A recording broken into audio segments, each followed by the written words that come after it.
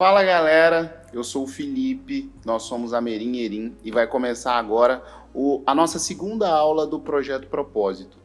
Para quem está acompanhando a gente já há algumas semanas, já sabe que a gente preparou para vocês um projeto que tem como intuito, que tem como objetivo criar um plano para que a gente possa ganhar bem fazendo o que a gente ama. E a lógica por trás dessa segunda aula vai ser uma continuidade daquela primeira, onde a gente discutiu sobre como é que a gente pode ficar um pouquinho mais consciente todos os dias. Antes de começar, a gente só precisa fazer um alinhamento aí, porque provavelmente vocês estão vendo esse vídeo no YouTube. Então, como a gente esqueceu de falar isso na primeira aula, deixa seu like, se inscreve, comenta. Como produtores de conteúdo agora, a gente precisa muito da interação de vocês, porque é assim que as redes sociais vão entender que o nosso conteúdo é relevante e é assim que as redes sociais vão entregar para cada vez mais pessoas, para que a nossa comunidade continue crescendo. Então, feito essa introdução, a gente vai precisar entender junto como é que a gente vai caminhar dentro dessa segunda aula para continuar criando aquele manual, aquele passo a passo para a gente ficar mais consciente todos os dias. A gente hoje está com o apoio da apresentação e eu queria só fazer um comentário rápido. Eu tentei fazer uma introdução na palestra que a gente fez na Unilavras e tentei fazer essa introdução também em alguns vídeos que a gente tentou fazer para o desafio de 21 dias. E aí eu comecei a perceber que a gente está igual comediante que tenta testar algumas piadas e elas só começam a funcionar a partir da terceira ou quarta vez. Então hoje vamos torcer para funcionar, porque essa introdução foi feita com muito carinho para que a gente possa começar a entender um pouquinho mais de como é que a gente cumpre essa promessa. Depois dessa apresentação, a gente vai continuar entregando para vocês um plano, um manual de como é que a gente pode ficar mais consciente todos os dias. Entendido isso, gente, só para a gente repassar a pauta, na aula passada a gente falou sobre o poder da presença e sobre a capacidade que a gente precisa ter, a capacidade que a gente precisa começar a praticar de ficar mais presente no momento do agora, para que a gente tire o nosso cérebro do que já aconteceu ou do que vai acontecer, para a gente parar de ficar angustiado ou ansioso. Obviamente isso é muito mais complexo do que essa introdução superficial que eu estou fazendo, mas esse poder da presença ele é a base para que a gente possa estar cada dia mais consciente. Segunda coisinha que a gente aprendeu na aula passada, a gente falou sobre o ego, e aí a gente introduziu para vocês o conceito do Eckhart Tolle, que fala sobre o ego como barulho mental que está na nossa cabeça. Hoje, continuando a pauta, a gente vai falar de como é que esse ego se transforma em rotina, como é que a gente pode usar técnicas e táticas para realmente deixar o nosso dia mais consciente. E na aula daqui a 15 dias, a gente vai falar sobre a última etapa dessa primeira parte do Projeto Propósito, para a gente entregar para vocês quais são as 3 etapas de uma ação, de uma atitude realmente consciente. Para a gente ir para a introdução que eu disse para vocês, que eu já tentei fazer algumas vezes e não funcionou tanto, dessa vez eu queria trazer para vocês aqui uma analogia que a gente já vem fazendo há algum tempo.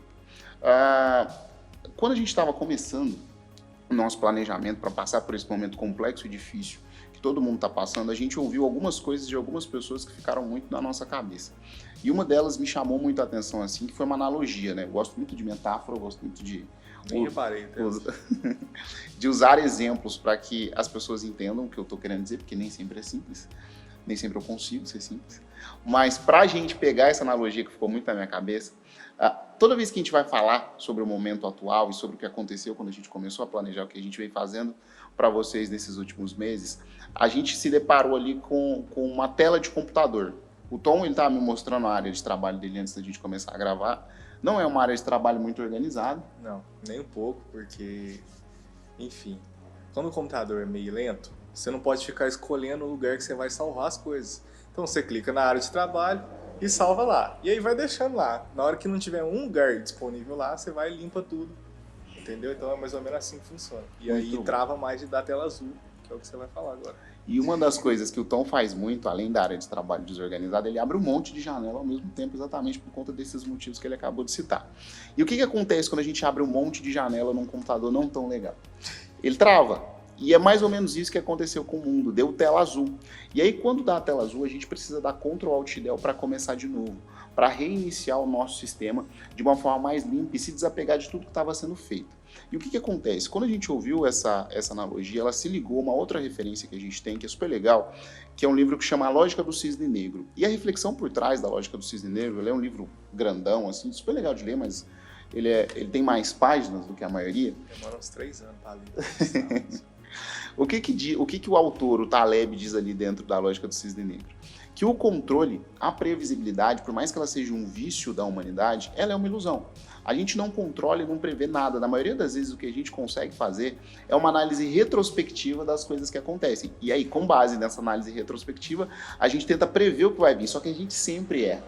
E o que a gente precisa começar a entender junto aqui, gente? Quando a gente fala do nosso ego, o ego é o barulho mental que faz com que a gente entenda, que faz com que a gente tenha essa ilusão de que a gente controla ou do que a gente prevê as coisas. E todas as vezes que a gente leva isso para a nossa vida profissional, toda vez que a gente leva isso para a nossa carreira, toda vez que a gente leva isso para o dia a dia profissional que a gente precisa começar a compreender que pouquíssimas coisas a gente vai controlar. Talvez a gente controle os nossos hábitos, como a gente disse já no Desafio de 21 Dias e vem dizendo nas aulas do Projeto Propósito. Talvez a gente controle as atitudes que a gente tem em alguns momentos. Mas, no mais, é isso. Todo o resto vai ser consequência. E o que a gente precisa entender para a gente ser cada vez mais consciente, para a gente estar cada vez mais próximo de encontrar a nossa paixão e viver dela, é saber que a gente não controla e não prevê nada. E a partir disso, a gente traz para vocês aqui uma reflexão que faz com que a gente entenda como é que esse ego, como é que esse barulho mental se transforma em rotina, se transforma em atitude. Eu assisti, e aí aqui vem a parte da introdução que eu errei na palestra da Unilavras, por mais que as pessoas não tenham percebido. Não, ninguém percebeu, porque você fala com a confiança, então você costuma mentir com uma confiança muito grande. Mas só nos momentos de diversão que a gente tem, obviamente no conteúdo não.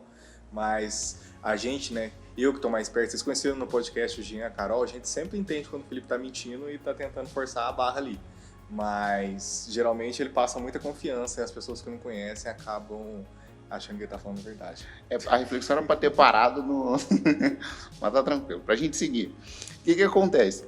Quando a gente entende que o ego é esse barulho mental, esse excesso de pensamentos, que a gente vai tendo ao longo do nosso dia, as conversas mentais que a gente tem com a gente mesmo, a gente começa a perceber que eles se transformam em tudo que a gente faz no nosso dia a dia. Porque eu vou dar um exemplo básico. Se eu e o Tom, a gente acreditasse que a gente não é capaz de gravar um vídeo, de dar uma aula, ou de passar um pouquinho do conhecimento que a gente pratica todos os dias, a gente provavelmente não estaria aqui conversando com vocês, logo a gente não teria o resultado que a gente pretende ter daqui a um tempo. Só que, como a gente acredita que a gente é capaz de passar essa mensagem para vocês, esse nosso ego, ele também se transforma em rotina. Porque o barulho mental, a conversa mental que a gente tem com a gente mesmo e entre a gente, ela diz pra gente que a gente é capaz. Então, o que a gente precisa entender aqui? E o Tom usou esse exemplo, eu achei genial, em uma das dicas que a gente está passando no Desafio de 21 Dias, que é comparar o nosso ego, esse barulho mental, com o algoritmo do Facebook ou de qualquer outra rede social. E aí eu vou dar um exemplo bem rápido, só para a gente entender como é que uma coisa se amarra à outra nesses exemplos que a gente está dando. Ontem, que foi uma segunda-feira, no dia que a gente está gravando esse vídeo, eu tive uma conversa com meu irmão mais novo e aí ele me pediu acesso ao Deezer, porque o irmão mais novo folga, né? Mesmo quando tem condição de ter o Deezer instalado no celular, folga, porque é assim que o irmão mais novo funciona. Mas aí quando a gente estava discutindo sobre ele ter o acesso ao meu login do Deezer ou não, uma das discussões que a gente teve foi a seguinte: pô, velho, se você escutar as suas músicas no Deezer, o Deezer vai começar a me indicar o seu gosto musical e não o meu. Isso aconteceu com o meu Netflix, velho. Porque com a minha Netflix, né, que é uma moça da Netflix, porque meus pais, né, agora no começo da quarentena, eles começaram a aderir ao rolê de usar o streaming, né, porque eles não usavam, só viam TV aberta, enfim, não julgo quem vê, mas o conteúdo lá, como o Felipe já falou muitas vezes, ele acontece na hora que a televisão quer, e não que a gente quer. E eu introduzi eles à Netflix, né, e eles começaram a assistir, só que eles gostam de um tipo muito específico de conteúdo, que é filme de terror, e eu odeio filme de terror. Porque os roteiros são todos iguais, e é tipo, sempre feito com baixo orçamento, então tipo, é muito ruim. E aí quem não gosta, quem gosta de filme de terror e quiser me xingar nos comentários, tá tudo bem. E aí, tipo assim, o meu algoritmo da Netflix foi completamente contaminado por esse tipo de sugestão, e não aparece mais nada pra mim. Aí eu tive que criar um perfil pra mim, pra eles pararem de usar o meu, e agora eu tô começando a popular de novo o meu algoritmo aí. Maravilhoso. Depois dessas anedotas super rápidas que a gente fez, o que a gente precisa... O Tom não gosta de anedotas. Depois que a gente complementou essas primeiras reflexões, o que aconteceu ali? Beleza, pegamos o exemplo da mãe do pai do Tom e o exemplo do meu irmão mais novo. O algoritmo do Deezer e o algoritmo da Netflix, que é uma moça, no caso do Deezer é um moço, Funciona da seguinte forma, ele vai começando a entender os seus hábitos do dia a dia, vai começando a te entregar mais das coisas que você já gosta ou das coisas que você pode gostar com base no que você já gosta. É mais ou menos assim que funciona. Como é que o nosso ego se transforma em rotina comparado com esses algoritmos que a gente está citando aqui? Do mesmo jeito que a gente acredita que a gente é capaz de gravar esse vídeo, se você começa a colocar dentro da sua conversa mental presença, se você começa a colocar dentro da sua conversa mental conteúdos inspiradores, logo o seu ego vai te entregar Conteúdos inspiradores, presença. Conteúdos inspiradores e presença. Agora fez sentido, né? Fez. Muito Parabéns. É essa analogia que eu tentei fazer na palestra da Unilabras e não funcionou muito, Luiz. Mas enfim, vamos seguir. Dentro disso, o que a gente precisa entender? A nossa cabeça ela vai funcionar como uma programação. E aí, toda vez que a gente ouve isso de coach, a gente não gosta muito. Mas a base psicológica é essa. Toda vez que a gente vai para dentro de um cliente, a gente sempre costuma dizer que, por mais que toda profissão tenha a sua nobreza, e eu acho isso super importante a gente separar aqui o que é bom, o que é ruim, porque toda profissão tem coisa que é boa, tem coisa que é ruim, a gente sempre diz que a gente não vai muito para esse lado, porque toda vez que a gente vai para esse lado, a gente corre risco de falar de fórmula mágica. E não é o que a gente gosta de fazer. Mas, dentro dessa reflexão, a gente está falando exatamente de uma equação que tende a dar um resultado positivo. Obviamente, aí a gente volta naquela analogia do primeiro slide que a gente fala sobre o controle. A consequência vai ser sempre a consequência. A gente precisa fazer o nosso para que o universo contribua para o resultado que a gente quer entregar. E aí, por que eu estou trazendo essa reflexão de comparação entre uma profissão e outra? Porque não só nessa profissão que a gente tem hoje, que é de consultor, educador corporativo, mas em todas as outras, a gente tem o instinto, por conta, de novo, do nosso ego, de valorizar o indivíduo. A gente acha que quando a gente chama uma pessoa para dentro da nossa empresa, a gente acha que quando a gente chama uma pessoa para conversar, essa pessoa vai resolver todos os nossos problemas e as coisas vão começar a mudar de uma hora para outra. Só que isso é uma outra consequência que o ego traz para a gente, porque a gente começa a cultuar ídolos e não valorizar o grupo, e não valorizar o todo. E aí entra naquela reflexão super polêmica que a gente fez na nossa primeira aula. Se você não assistiu, volta umas casinhas aí, porque a primeira aula está muito legal, onde a gente falou sobre o vício, a tara, que foi o termo que a gente usou, em pessoas que ou têm muita grana ou têm muito sucesso com base em padrões ou normas que a sociedade coloca. E aí o melhor exemplo que a gente tem nesses últimos meses aí disso, para a gente de novo ficar na cultura pop aqui, foi a Champions League. A gente está vivendo um período onde tudo está escasso, a gente não está podendo ou não poderia estar podendo sair de casa. Não é para sair de casa. Logo, a gente precisa consumir coisas dentro da nossa casa. Então, uma das coisas que a gente consumiu, eu e Tom pelo menos, e milhares de outras pessoas. Milhões de outras pessoas, muito bem colocado.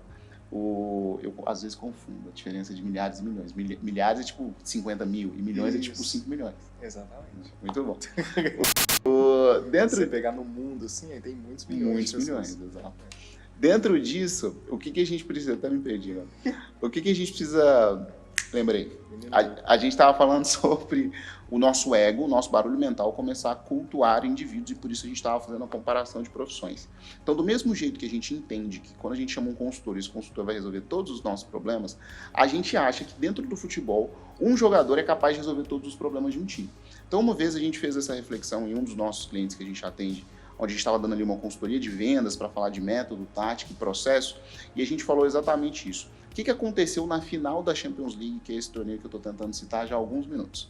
Você tinha ali um ótimo time, talvez o melhor time do mundo hoje, que é o Bayern de Munique, que tinha um conjunto muito forte, e você tinha o PSG, que há um bom tempo vem investindo um dinheiro grande em grandes astros, tipo Neymar, tipo Mbappé, tipo outras pessoas que chegaram e saíram do PSG. E aí o que aconteceu ali, gente? Você tinha um confronto de um cara que é realmente, se você for pegar o individual, talvez seja um dos mais talentosos do futebol atualmente, só que a gente é tão viciado, que a gente esqueceu todo o resto que estava envolvido no PSG, que era um time, no todo, fraco. Era um time que tinha deficiências ali, tinham falhas em sistemas, tanto da defesa, quanto do meio, quanto do ataque. Já o Bayern, que era um time mais sólido, por ser mais sólido, até as individualidades se destacavam. Então você teve, por exemplo, na final da Champions League, um jogador que jogou muito e, teoricamente, numa posição que não se destaca tanto, que é de primeiro volante, que foi o Thiago, o camisa 6 do Bayern de Munique. E aí hoje, era, né, camisa 6. E aí outra coisa que aconteceu, o camisa 9 do Bayern de Munique provavelmente vai ser eleito o melhor do mundo. Porque além dele ter... Eu discordo, craque.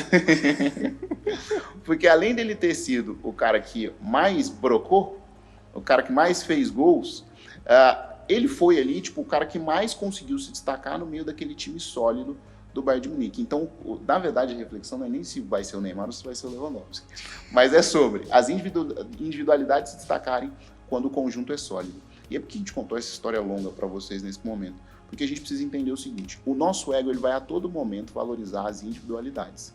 Assim como a gente acha que a gente tem que acumular o máximo pra gente e o outro tem que se virar, a gente acha que um jogador tende a decidir um jogo do tamanho que foi PSG e Bayern de Munique. Então, na verdade, o que a gente precisa começar a compreender, gente, é que a partir do momento que o nosso ego se transforma nas nossas atitudes, se transforma nos nossos pensamentos, se transforma nos nossos resultados, o que a gente precisa fazer é discutir padrão. Se esse padrão que trouxe a gente até aqui não funcionou... Tá rolando. Alguém tá ligando. Ih, caramba. Agora vai pegar só o áudio da câmera. Tem uma pessoa ligando pro Felipe aqui. Para de ligar pro Felipe, gente. Por favor. Será que parou de gravar? Não sei, vamos ver agora. Enquanto você vai corrigindo, eu queria falar que o melhor momento do menino Ney, ou do adulto Ney, mas enquanto ele era menino ainda, foi no Barcelona em 2015. Parou de e ele gravar. merecia o... Parou de gravar, né? E ele merecia o prêmio de melhor do mundo.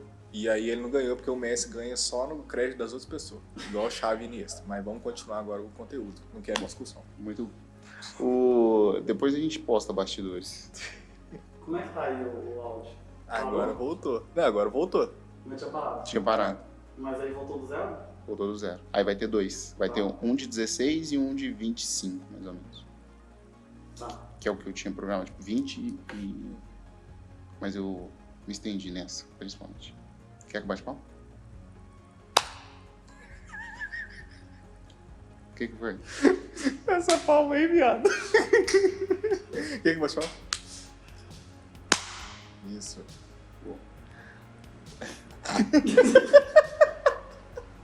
Gente. Vamos lá. Do que eu tava falando? E concluiu, já tinha concluído o raciocínio, acho que você ia passar pra frente aqui. Ah, é. Beleza.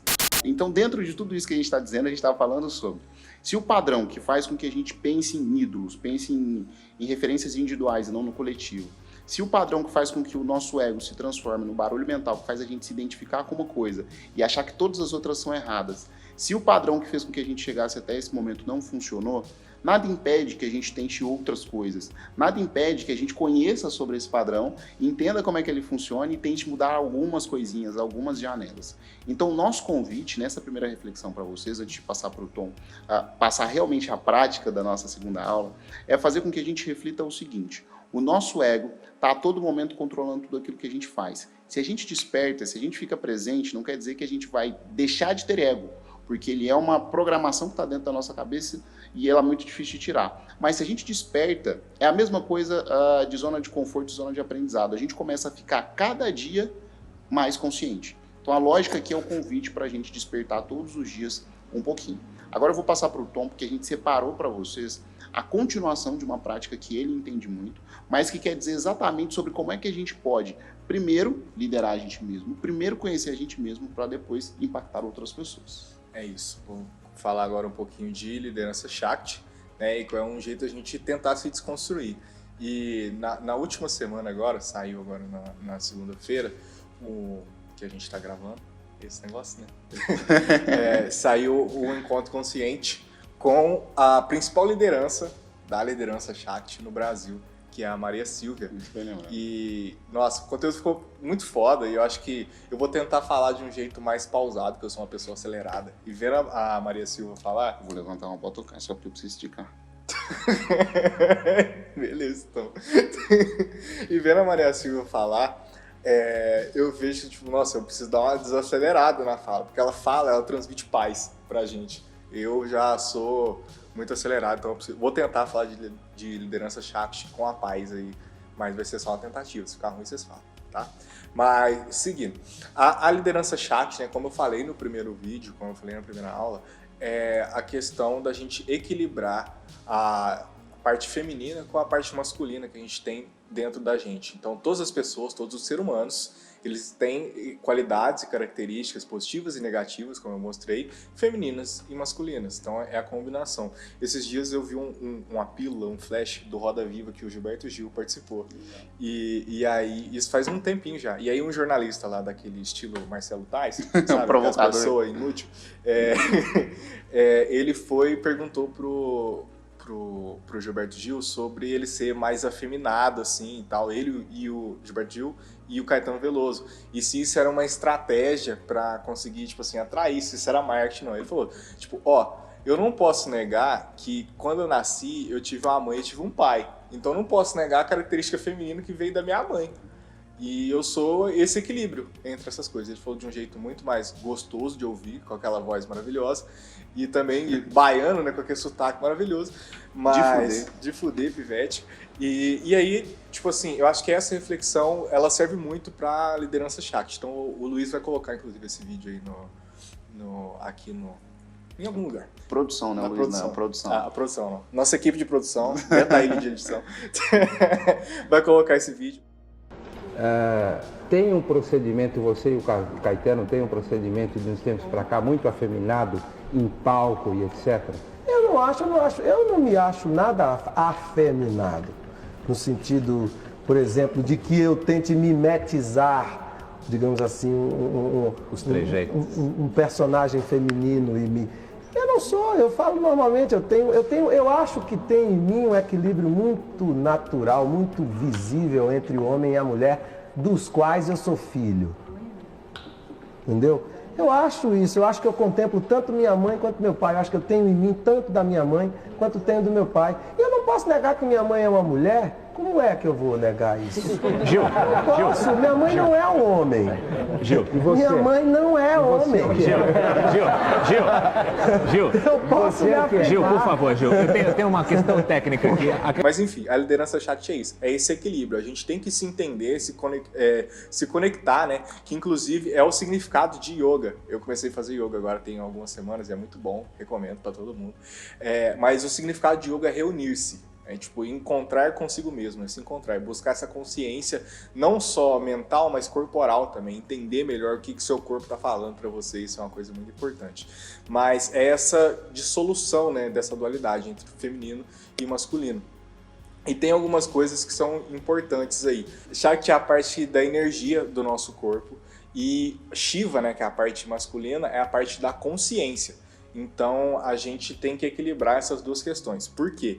Energia sem consciência é caótica. É tipo você soltar um fogo de artifício, né? Um foguete, como a gente fala aqui em Minas Gerais, para baixo assim. Tipo assim, ele não vai ter um direcionamento, ele vai começar a explodir na casa inteira ou no lugar inteiro que tá. Tipo assim, não tem um direcionamento, então não tem uma consciência. Então é caos puro. Só que consciência sem energia é dormente. Quando a gente entende que alguma coisa está acontecendo, tá vendo que aquilo está na nossa frente acontecendo, mas não tem força para agir, também não adianta de nada. Então por isso que a gente precisa desse equilíbrio entre consciência e energia. É como se fosse aí um carro de Fórmula 1 do Lewis Hamilton andando com álcool. Não vai andar. Precisa... Por falar em Lewis Hamilton, desculpa, bem Tá. rapidinho. Eu te amo, Lewis Hamilton. Não, ele é foda. Não, mas exatamente, vou contar uma história bem rapidinho. Olha só como é importante a gente hackear sistemas, né? Tipo, aquele negócio da gente tentar controlar uma coisa, entender como ela funciona e brincar em cima daquilo que está controlado. Eu vou contar um negócio aqui que corre o risco, muito grande eu falar uma bobagem, mas não tem problema não. A FIA, que é a Federação Internacional de Automobilismo, ela proibiu o Lewis Hamilton de protestar com uma camisa. E aí, nesse último final de semana, não sei se foi nesse último, na corrida anterior, ele foi com óculos para protestar. Tipo, na aba do óculos, tava Black Lives Matter. Miserável. Você não... Ô, Lewis Hamilton, eu queria te dar um abraço. Mas é isso, vamos seguir aqui. É como se fosse, né, um carro de Fórmula 1 aí andando com gasolina, não vai andar. Então a gente precisa ter o carro certo e o combustível certo. E as coisas se complementam. Então a gente precisa ter o feminino e o masculino muito maduro. Maduro no sentido de conhecimento. Então por isso que é importante a gente ter autoconhecimento. E aí agora eu vou falar de uma questão que ela fez muito sentido a primeira vez que eu vi. E assim... na verdade, a primeira vez que eu vi, ela fez muito sentido pra mim e depois eu descobri muita coisa por trás dela. O que é a jornada heróica? Ela partiu de um livro que chama O Deus das Mil Faces. alguma coisa assim, né? Do Joseph Campbell, acho que é. Enfim, alguma coisa nesse sentido aí. Eu sei que tem mais de 1000 e é fácil e é Deus também. E E tipo é o assim, Joseph Campbell. e o Joseph Campbell. O que aconteceu? Ele começou a traçar um paralelo, né? Entre todas as histórias aí, sejam religiosas ou de filmes famosos, para mostrar que existiam pontos em comum. Então existia uma jornada heróica acontecendo lá, que tinha 12 passos, se não me engano, que vai desde a negação do chamado, enfim, enfim, é um negócio muito grande, isso é um outro conteúdo, não interessa muito agora. Então, tipo, a jornada heróica ela é nesse sentido. Então, todos os filmes que a gente vê, principalmente Disney, esse tipo de coisa, tem muito esse formato, assim. Então, se a gente pega, sei lá, o filme do Rei Leão, o menino Simba lá, ele primeiro se recusa, foge pra floresta, depois ele vira o rei da floresta, enfim, é um resumo da jornada heróica.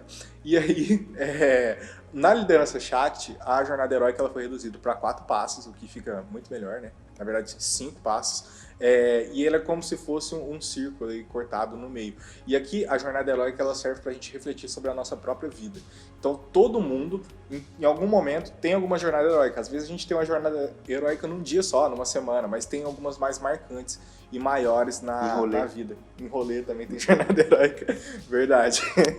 Mas vamos lá, o primeiro passo da jornada heróica é a crise. Então é quando a gente se confronta, né? A gente é deparado com alguma coisa que tira a gente da normalidade. Um exemplo, pandemia. A gente está aqui, a gente não está esperando, não tem controle desse tipo de coisa. A crise vem, chega, bate e é isso mesmo. A gente tem que, a partir daí, né, gera um trauma, que é a segunda etapa da jornada heróica. Porque a gente se pega num mundo completamente desconhecido, que é esse agora de pandemia. Temos que usar máscara, álcool em gel. Algumas pessoas de máscara usam na boca e no nariz, não é no queixo. Enfim, a gente se confronta com esse mundo desconhecido e existem algumas pessoas que naturalmente paralisam nesse trauma. E aí ficam. Só que qual que é o importante aqui, que é a terceira etapa? É enfrentar esse medo, enfrentar essa sombra, porque só assim a gente vai conseguir se transformar. Então esse terceiro passo ele é muito importante. Depois tem a fase da transformação, que é a fase quando a gente descobre outras grandezas, a gente descobre que a gente é forte, a gente olha para trás e fala, carai, como é que eu dei conta de passar desse momento tão fodido, tão difícil? Então a gente segue, né, esse caminho. E depois que isso acontece, a gente tem a questão do dom aqui. O dom, ele aqui não tem a ver com nada religioso, né? Mas é a gente descobrir que a gente tem uma nova força e a gente quer compartilhar isso com o mundo. Porque quando a gente passa por uma situação difícil, a maioria das pessoas que são legais e boas de coração, Sacanagem. porque nem todo mundo é assim. A gente não quer ver a outra passando por aquele momento, por aquela situação. Então quando a gente vê uma pessoa indo para aquele mesmo caminho, a gente fala, ó, já aconteceu isso comigo, já aconteceu isso com a pessoa próxima de mim, então acho melhor você fazer isso, isso e aquilo, porque vai ser melhor para você. Então, isso acontece muito com gente mais velha, assim, então a gente precisa escutar as pessoas mais velhas, mas dependendo também. Porque, né, tem coisas que a gente não precisa escutar, mas enfim, a gente precisa entender a experiência e absorver aquilo que faz sentido pra gente.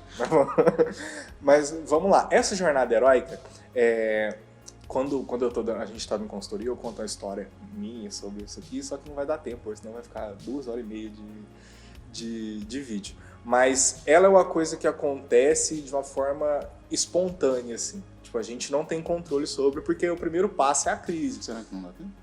Eu acho que não. Já tá em meia 27. Você não conta em 5 minutos? hora. Não sei. Será? Testa aí. Meu poder de síntese. Vou testar meu poder de síntese agora. Mas vamos lá. Então, É porque é muito legal. De verdade.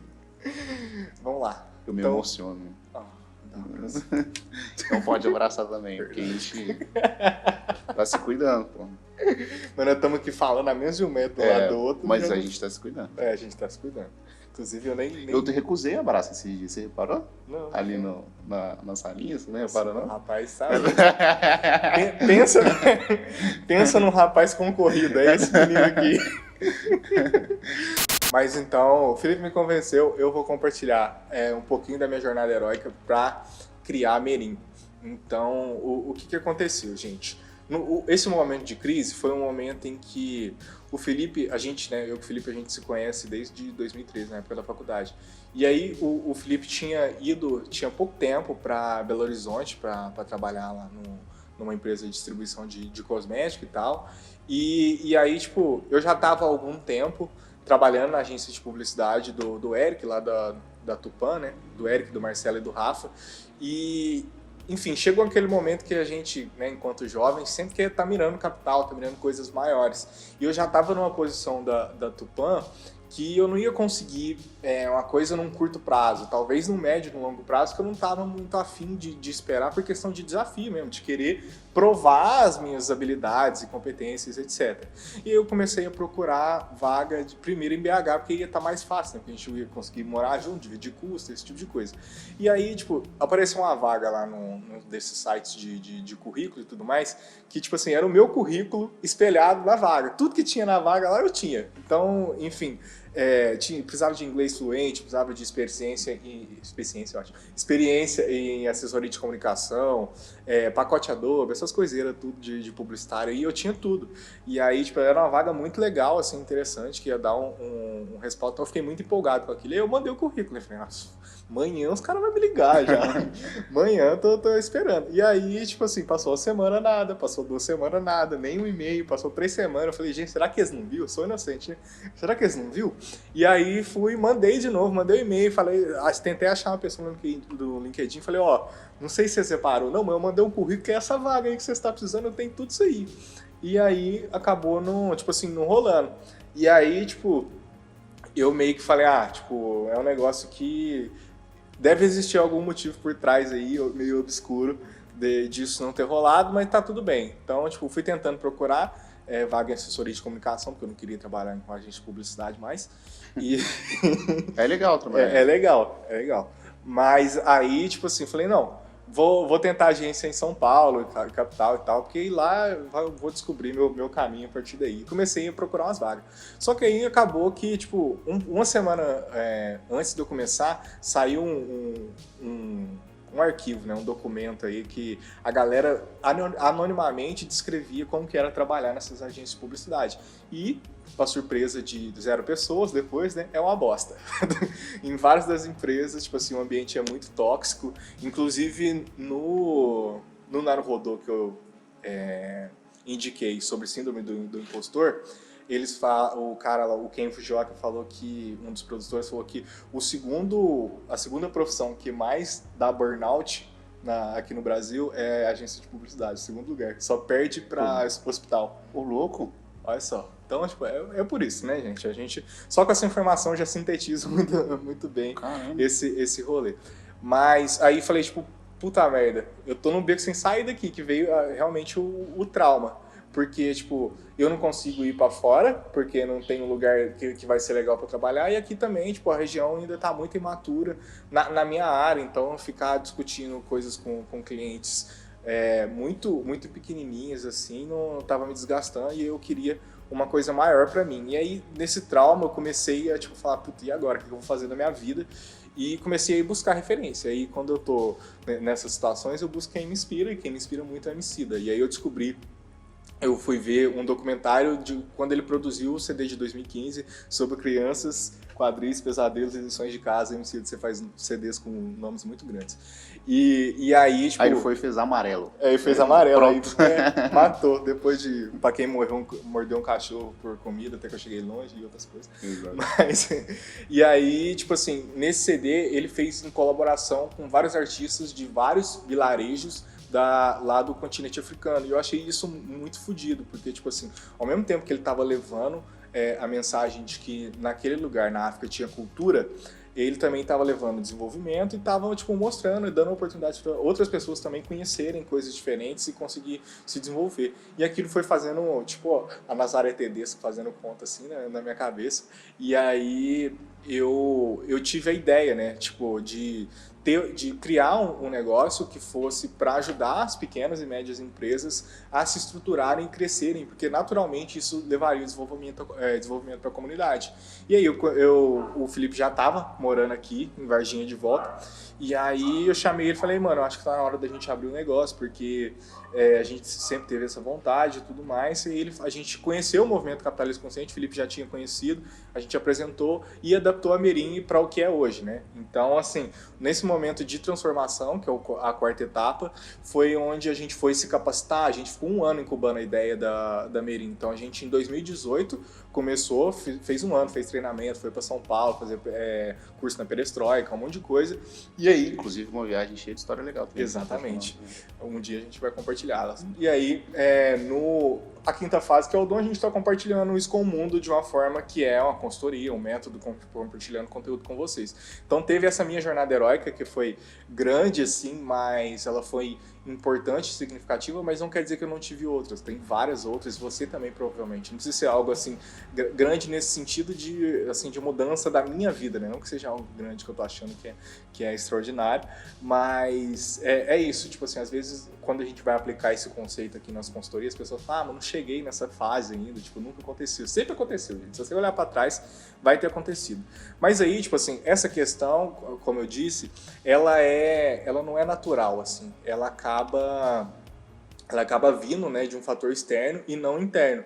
E aí a gente precisa de uma jornada heróica consciente, que é o exercício que eu quero deixar para vocês nessa aula, que é a gente conseguir, né, antecipar as questões e aí poder praticar essa jornada heróica meio que como um exercício mesmo. E aí a bateria está acabando, eu preciso colocar na tomada, porque senão eu não vou conseguir continuar.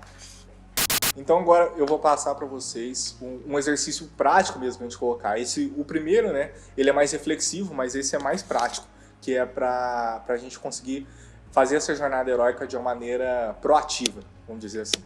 Então a primeira questão é o impulso evolucionário, na verdade, que é a gente antecipar a mudança. Não do jeito, né, que o Taleb escreve no Cisne Negro, porque não dá realmente para a gente prever as coisas, mas algumas questões vão pontuando que talvez alguma coisa pode acontecer. Então, orientação por dados aqui é muito importante na nossa vida. A gente vê o contexto e provavelmente algumas coisas se repetem, né? Então, tipo Foi assim que eu comecei a fazer terapia. Foi uma hora vai dar ruim, velho. Eu preciso começar a fazer terapia. Exatamente. Bem pensado. Eu comecei depois e talvez tenha me prejudicado mais. Então, você foi mais esperto, né, nesse momento. Mas enfim, voltando aqui, façam terapia, é um ótimo recado. Como que a gente pode antecipar a mudança? Eu vou deixar um exercício aqui. Qual que é o cenário que está despontando aí para 2021, aí, pós-pandemia, com vacina, se Deus quiser? Então pensa aí, o que está despontando na tua área, na tua vivência, o que está rolando aí com você? Pensa nisso e anota. Então pega um papelzinho agora, um bloquinho de nota e tal, e anota. Depois vem a dissolução, que é a segunda fase, que é permitir que o velho eu, que jeitos de ser morram, que é importante. Então essa questão que a gente está falando do hábito, do gatilho e tal, e essa equação que o Felipe sempre fala. Encaixou bem a apresentação, né? Nossa senhora, ficou bom demais, eu tô gostando muito. E aí, tipo assim, essa segunda, como que você pode fazer um exercício? O que tem te travado de crescer hoje? Pensa aí. Se é autossabotagem, se é síndrome do impostor, se é, tipo assim, falta de referência, o que for, tipo, vai anotando e vê o que tá te travando. Sempre que você tá tentando tomar atitude, o que tá te parando. Então, esse é um ponto importante pra gente discutir. Depois, a terceira fase é engajar o seu potencial não realizado. Que aí é você pensar o que você consegue fazer melhor do que você faz hoje. Ou fazer melhor que você faz, ou do que as outras pessoas fazem, e você vê que você pode ser uma pessoa que vai ter um resultado mais positivo aí. Então, o que você consegue fazer melhor hoje? E aí vem a quarta fase, que é a evolução, que é desenvolver novas capacidades, e aí o que você precisa para fazer essa coisa melhor que você quer fazer?